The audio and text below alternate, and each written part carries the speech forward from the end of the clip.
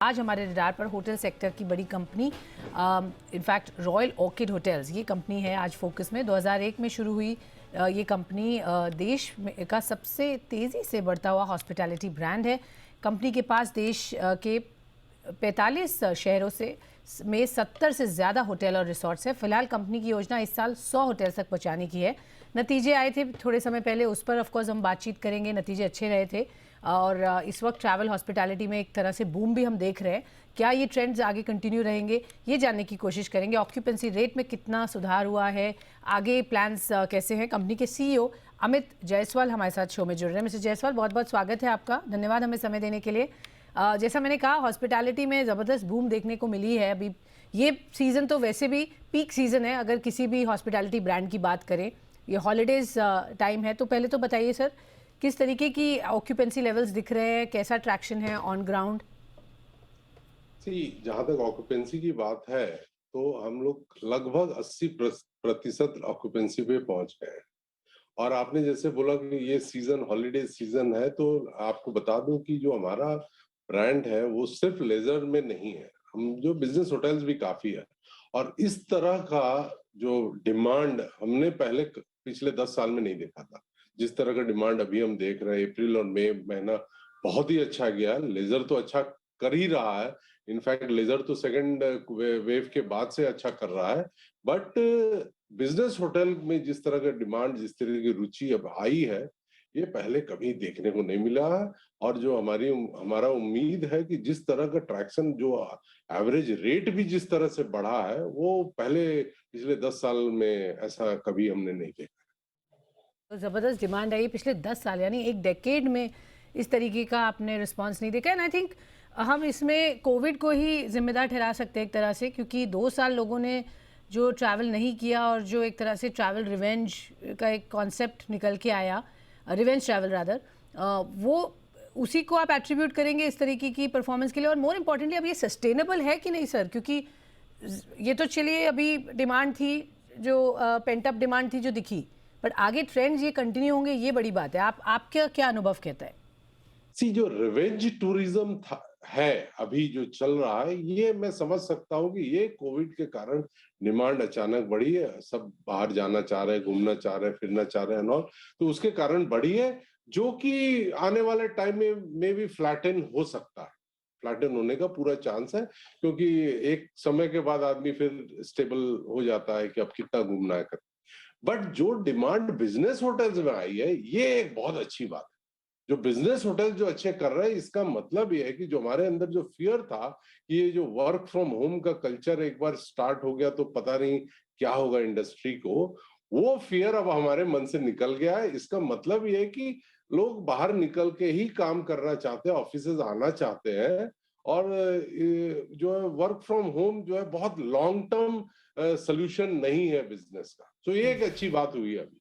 तो ये जो बिजनेस का जो इन्वायरमेंट जो चेंज हो रहा है, ये मेरे ख्याल से सस्टेनेबल है। और मेरे ख्याल से जो है अगला 2 साल जो है ये इंडस्ट्री के लिए तो बहुत ही अच्छा दिन रहेगा। जो हमने पिछले 2006 और 8 के बीच में देखा था, वही दिन अब मेरे ख्याल से वापस लौट के आएगा।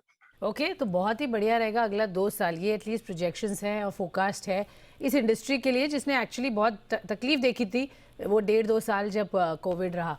सर, रिजल्ट्स पर मैं आपका फोकस लाना चाहूँगी। बहुत ही बढ़िया रहे एज एक्सपेक्टेड, सेक्टर बढ़िया कर रहा है। आपने एबिटा 3 करोड़ से 7 करोड़ लेकर आए Q4 year on year basis पे। अगर हम देखें, पैट भी बढ़ा है, वहाँ लॉस था 9 करोड़ का, वहाँ 32 करोड़ का प्रॉफिट दिखा। ऑफकोर्स एक एक्सेप्शनल गेन भी था ऑफ 27 करोड़। थोड़ा बताएं सर विस्तार से नंबर्स पर। जहां तक नंबर्स की बात है, आपसे अगर सही मायने में बोलूं तो ये नंबर्स हमने बहुत और ज्यादा उम्मीद किया था, बिकॉज थर्ड क्वार्टर हमारा बहुत अच्छा गया था और उससे बेटर फोर्थ क्वार्टर होने की उम्मीद थी। बट ओमिक्रॉन आकर के हमारा लगभग 1.5 महीने का बिजनेस जो है वो फ्लैटन कर दिया था। तो जिसके कारण जो है, जो ग्रोथ हमने सोचा था वो उतना नहीं हुआ। नहीं तो और ज्यादा प्रॉफिट हम बुक करना चाह रहे थे। अच्छा, आपको और एक बात समझाऊं कि क्या कारण है कि अब हम ऐसे प्रॉफिट कर पा रहे हैं। 2 साल में हमने काफी कुछ सीखा है। जो बोलते हैं ना, मुसीबत आदमी को बलवान बना देती है, तो बलवान हम बने। हमने सीखा है कैसे होटल को कम कॉस्ट में चलाना कैसे चलाया जाता है और कैसे हम सक्सेसफुली चला सकते हैं बिना गेस्ट को किसी तरह की परेशानी हुए बिना। सो ये हमने 2 साल में सीखा, जिसको हमने पिछले 2 क्वार्टर में इनकैश भी किया कि हमारा रेवेन्यू उतना नहीं बढ़ा जितना बढ़ना चाहिए था, लेकिन फिर भी हमने बेटर बॉटम लाइन दिया और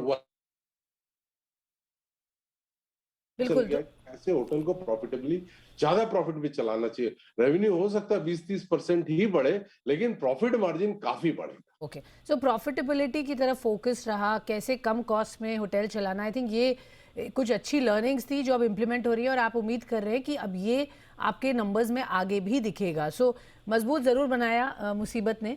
बट सर, जिस तरह से ऑक्यूपेंसी की आपने बात की, 80% आप कह रहे हैं इस वक्त ऑक्यूपेंसी आ गई है। मॉनसून बुकिंग्स आप देख पा रहे हैं, और आप कह रहे हैं आप क्योंकि बिजनेस में भी हैं और लीजर दोनों का कॉम्बिनेशन है, तो अगले कपल ऑफ क्वार्टर्स कैसे देख रहे हैं? आउटलुक क्या होगा सर? ये पूरा साल जो है 80% ऑक्यूपेंसी चलेगी ही, 100% है। और अब एवरेज रेट भी अक्टूबर ऑनवर्ड लगभग 20% और बढ़ेगा।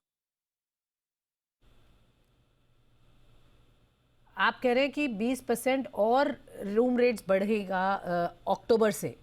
हाँ जी, तो सर, तो दैट मीन्स हम बेटर और मार्जिन्स की उम्मीद कर सकते हैं यहाँ पर, प्रॉफिटेबल? एकदम एकदम बेटर मार्जिन की उम्मीद जो हम कर रहे हैं। ओके, तो सर थोड़ा सा हमें अंदाज़ा दें, इस साल जब आप कह रहे हैं ग्रोथ है, 80% ऑक्यूपेंसी है, पहले के मुकाबले आप cost better cost cutting measures ले चुके हैं, तो क्या आउटलुक है टॉप लाइन, बॉटम लाइन और मार्जिन्स का? क्या बैंड देखते हैं? इस साल हमारा टॉप लाइन लगभग 250 करोड़ के ऊपर रहेगा, और जो है और जहां तक EBITDA की बात है, वो लगभग 55 से 60 करोड़ का EBITDA हम करेंगे इस साल में। That's a big number sir. तो ये साल तो बहुत ही प्रॉमिसिंग दिख रहा है।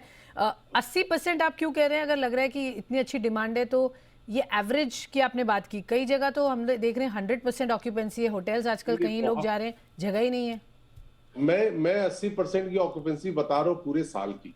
सी होता क्या है कि अब जैसे लेजर होटल होते हैं तो उसमें सोमवार मंगलवार को थोड़ा ट्रैक्शन नहीं होता, वीकेंड्स तो हमेशा 100% होते हैं, बट सोम मंगलवार को आपको रूम्स रहते हैं। उसी तरह बिजनेस होटल में क्या होता है कि सोमवार से लेके फ्राइडे तक तो पूरा 100% रहता है, लेकिन वीकेंड पे थोड़ा सा ड्रॉप होता है। तो एवरेज आउट जो मैं बता रहा हूँ 80% ऑक्यूपेंसी की हमारी उम्मीद है पूरे सारे होटल पुट टुगेदर। इसमें भी जैसे बहुत सारे होटल है, हमारा गोवा का होटल है वो तो 95% करेगा थ्रू आउट द ईयर, 90% के ऊपर का। मैं एवरेज जो बोल रहा हूँ कि कंपनी के एवरेज ऑक्यूपेंसी जो 80+% रहेगी। कुछ डेस्टिनेशन 100% भी जाएंगे जिस तरह से आप बता रहे हैं, जैसे गोवा हो गया, कोई भी टूरिस्ट प्लेस की बात अभी करें। हमारा पुणे का होटल पूरे मई महीने में 101% ऑक्यूपेंसी किया है। सो ये कॉन्फ्रेंस बिजनेस होटल है सर, जहाँ पर ज़्यादा अच्छी? बिजनेस होटल है। तो ये तो बहुत अच्छी बात है, बिकॉज हमने जब तक आपसे लास्ट कुछ कॉन्वर्जेशंस की थी, आपने कहा था लीजर में दिक्कत नहीं है, मेन बिजनेस आना चाहिए, और आई थिंक अब वो आप कह सकते हैं पूरी तरह वापस आ गया है, या अभी भी स्कोप है सर? नहीं, अभी फर्दर स्कोप भी है। बहुत सारे आईटी कंपनीज जो है अभी भी बहुत स्केलेटन स्टाफ से चला रही, जो भी वापस आएंगे। बहुत सारे आईटी कंपनीज जिसमें अभी भी फुल फ्लेजेड स्टाफ नहीं आए, वापस आएंगे तो ये और बढ़ेगा और डिमांड जो और बढ़ने वाली। तो बहुत अच्छा समय दिख रहा है अभी होटल इंडस्ट्री के लिए, और खास करके आपके जिस तरह से ऑक्यूपेंसी लेवल्स पता चल रहे हैं, समझ में आ रहा है कि business is really on a roll. तो आपके होटल्स का ब्रेकअप सर थोड़ा बताएं। आपने 100 का टारगेट जो रखा है, अब आपको थोड़ा स्पीड अप करना होगा, डिमांड तो स्ट्रांग है, ये टाइम है टू लेवरेज।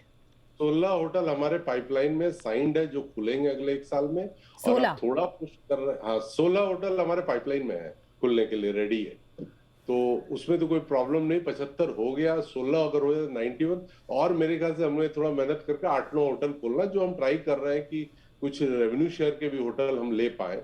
डिमांड है तो कुछ रेवेन्यू शेयर के भी होटल और कुछ मैनेज होटल ले करके 100 करने की उम्मीद है हमें। ओके, तो 100 इस साल आप कर लेंगे और डिमांड भी अच्छी है। सर थोड़ा ये बताएं कि जोग्राफी वाइज कौन सी एरियाज बेटर कर रही है, या ये ब्रॉड बेस्ड है, मतलब हर जगह से डिमांड स्ट्रांग है? बट अगर आप थोड़ा सा ब्रेकअप करें हमारे दर्शकों के लिए, कहाँ से आपको ज़्यादा ट्रैक्शन आ रहा है, कौन सा मार्केट अच्छा परफॉर्म कर रहा है, कहाँ आपको बेहतर रिटर्न्स हैं? जैसे आपने एवरेज रूम रेट की बात की जो बढ़ सकती है, जहाँ स्कोप है। अब जैसे जी। जैसे गोवा गोवा का मार्केट तो बहुत ही अच्छा कर रहा है, एवरेज रूम रेट भी लगभग 40 से 45% बढ़ गया है। ऑलरेडी। उसी तरह जो, हाँ जी, महाराष्ट्र का भी मार्केट हमारा काफी अच्छा परफॉर्म कर रहा है, गुजरात का मार्केट भी काफी अच्छा परफॉर्म कर रहा है। थोड़ा हम लैग बिहाइंड कर रहे हैं वो है राजस्थान के मार्केट में। आज मैं जयपुर में बैठा हुआ हूँ, इसीलिए देखने के लिए यहाँ आया हूँ। तो थोड़ा सा मार्केट जो है हमारा, राजस्थान का मार्केट थोड़ा सा ड्रैग ऑन कर रहा है। क्यों सर? बाकी, हाँ जी, ये गर्मी, ये बिकॉज ऑफ हीट, क्या दो वजह? कारण, नहीं इसके दो कारण होते हैं। एक तो हीट, आपने सही बोला कि अप्रैल से सितंबर तक काफी हीट होती है, प्लस यहाँ पे थोड़ा कॉर्पोरेट बिजनेस कम है। अच्छा। प्लस अदर सिटीज के अलावा थोड़ा कॉर्पोरेट बिजनेस में चैलेंज होता है, क्योंकि यहाँ पे मेजर वेडिंग्स और सोशल बिजनेस रहता है। तो उसके अंदाज से थोड़ा सा ड्रैग बिहाइंड कर रहा है, जो अब हम लोग फोकस कर रहे हैं कैसे इसको बढ़ाया जाए। Okay, sure. सो ये कारण है, यहाँ पर थोड़ा सा लैग है, बट आई थिंक जैसे अक्टूबर नवंबर आएगा सर, तब तो ये पीक सीजन हो जाएगा इस मार्केट के लिए अक्टूबर भी। ऑनवर्ड्स तो हमें कोई चिंता की बात है, बट अप्रैल सितंबर में कुछ हम करना चाह रहे हैं, कुछ अलग हट के करना चाह रहे हैं, कि ताकि ये भी जो हमारे ट्रैक पर रहे। सर, आपने ये कहा कि अक्टूबर से एवरेज रूम रेंट भी और बढ़ेगा, स्कोप है 20% तक, आपने कहा बढ़ सकता है। अभी तक कितना बढ़ा है पोस्ट कोविड? आई मीन जो 30% हमने बढ़ा के ऑलरेडी कितना बढ़ सर, चुका है। कितना? 30%, एवरेज 30% है। किसी किसी होटल में 40 भी बढ़ा, किसी में 25 बढ़ा, बट एवरेज 30% जो हमने ऑलरेडी रेट बढ़ चुका है। और सर इसका एबिटा पर कितना सीधा सीधा असर होता है, मतलब एवरी हाउ मेनी 80%, थाउजेंड? जी। इसका 75% जो है EBITDA में जाता है सीधा। ओके, 75% सीधे एबिटा में जाता है, तो बहुत यहाँ पर स्कोप। और 20% आप कह रहे हैं अक्टूबर से और बढ़ जाएगा, ये इंडस्ट्री में हम देखेंगे, क्रॉस इंडस्ट्री है। इंडस्ट्री में देखिए, इसमें कोई सी एवरेज रेट जो होता है वो हमेशा इंडस्ट्री करेक्ट, डिपेंड होता है, ठीक है। किसी एक होटल के तो बस का नहीं। 20% और तो लोगों को अगर बुकिंग करनी है तो शायद ये सही वक्त होगा, वरना आगे और भी रेट्स बढ़ेंगे आप जैसा बता रहे हैं, तो हॉलीडेज और महंगी होने वाली हैं। हॉलीडेज और में ओके सर, आपकी इस वक्त inventory 5 star, 4 stars, economy segment, resorts में किस तरह, मतलब एक आपने 80% बोला है, बट ये क्या अक्रॉस ऑल कैटेगरीज, यही सब अक्रॉस ऑल बढ़ेगा। नहीं, और जो सब कैटेगरीज में 80% है सर इस वक्त? सब सभी हमारे जितने होटल की कैटेगरीज है सभी में ऑलमोस्ट, किसी में 75 रहेगा, किसी में 85 रहेगा, लेकिन इसी रेंज में रहेगा। 70+ तो सभी होटल में रहेगा। मे भी किसी किसी होटल में जो ऑफ साइट लोकेशन है वहाँ 75 रहेगा, कहीं पे 85-90 भी रहेगा। तो एवरेज जो है 80% आना चाहिए। और सर आपके इस वक्त कितने होटल्स ओन्ड हैं और कितने अंडर मैनेजमेंट कंट्रोल हैं? हमारे 11 होटल जो है जेएलओ होटल बोलते हैं, जो ओन्ड और लीज्ड होते हैं, बाकी जो है सब मैनेज्ड। Okay, sure. और जो अब ऐड करने वाले हैं उनमें? उनमें भी हम कब 2 से 3 होटल जो हम अपना जो है रेवेन्यू शेयर में ऐड करना चाहते हैं, जिसका टॉप लाइन हमें मिले, बाकी सब मैनेजमेंट ही रहे। ओके सर, ये 100 के आंकड़े के बाद क्या प्लान्स रहेंगे? क्या जो एग्जिस्टिंग होटल्स हैं उन्हीं में फोकस करेंगे, या आपने ऑलरेडी प्लान बना लिए डिमांड को देखते हुए आगे किस तरह से स्प्रेड? 100 के आंकड़े के बाद हमारा प्लान रहेगा कि हम इंटरनेशनल होटल्स भी कुछ करें। Okay. वो अब हमारा प्लान कि इंटरनेशनल भी हम जाए, साउथ ईस्ट एशिया में जाए या गल्फ कंट्रीज में जाए एंड ऑल। तो वो हमारा प्लान रहेगा कि इंटरनेशनल, फिर हम एक एस्टैब्लिश ब्रांड होकर के फिर इंटरनेशनल मार्केट को हम फोकस करेंगे। ओके, इंटरनेशनल मार्केट्स की आप स्टार्ट करें। अभी अभी इस वक्त आपके पास ऑब्वियसली कोई इंटरनेशनल पोर्टफोलियो नहीं है। अभी नहीं है हमारे पास। तो हम ये मान सकते हैं सर FY24 से आप इंटरनेशनल मार्केट में एंट्री कर लेंगे? हाँ जी। ओके, और मार्केट्स आइडेंटिफाइड है, बातचीत हो रही है सर? हाँ, बातचीत चल रही है। मार्केट्स आइडेंटिफाई किए हैं सर, कौन? हाँ, can you share with us sir? बोला था, बट क्योंकि हमारे पास इंफ्रास्ट्रक्चर नहीं था उस समय अफ्रीका में, तो हम उस होटल को सस्टेन नहीं कर पाए, तो हमें छोड़ना पड़ा था। Okay, sure. Of course optimism है आगे, जैसा आप बता रहे हैं, बहुत बढ़िया। 2 साल लग रहे हैं आपने कहा, बट क्विकली जानना चाहूँगी, इनपुट कॉस्ट बढ़े हैं और उसका impact food and beverage segment पर कितना पड़ा है, वहाँ पर बिजनेस कैसा है? स्वाति जी देखिए, क्या होता है,